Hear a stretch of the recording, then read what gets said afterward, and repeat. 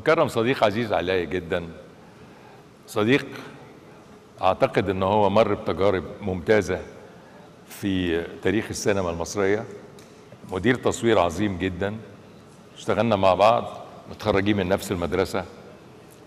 سعيد جدا ان انا بكرمه.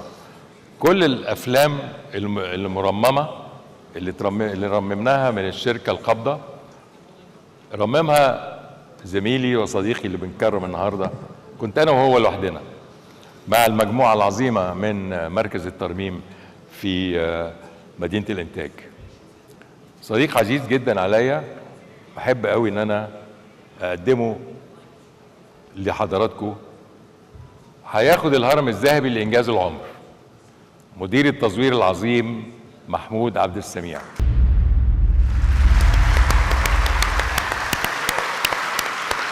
The Golden Pyramid for Lifetime Achievement goes to Egyptian cinematographer Mahmoud Abdessamia.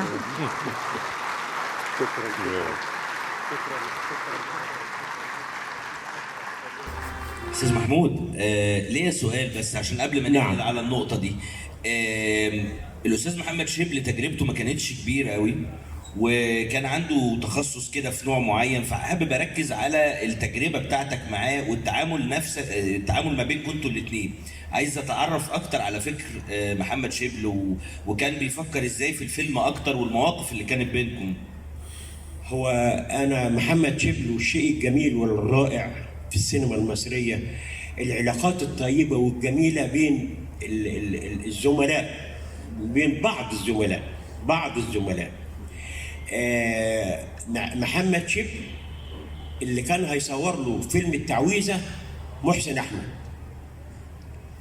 محسن قرأ السيناريو، يعني اتمنى يعني فلما قرا السيناريو قال له بص، الجو والاتموسفير ده اللي يعمله لك محمود عبد السميع. انا بصور دلوقتي اعلانات وبعمل صوره مزوقه وكلام من ده، اللي يعمل لك الجو ده محمود عبد السميع. فلما اداني السيناريو قريته عشان اقراه، برضو بحكي الحكايه دي، خدت عن العفاريت والجن وبتاع، فاشتريت كتب اقراها قبل ما اصور. اشتريت كتاب اسمه تلبيس ابليس. انا ساكن في المعادي، ولما افتح يعني بلكونه كده بتاعته تطل على نادي، وبعد النادي نادي تاني، فالخلا ده كله ابقى شايفه. احب اقعد يوم ما اقرا سيناريو ابقى قاعد لوحدي محدش معايا، فاسرتي كانت زوجتي بس لوحدها في الوقت ده.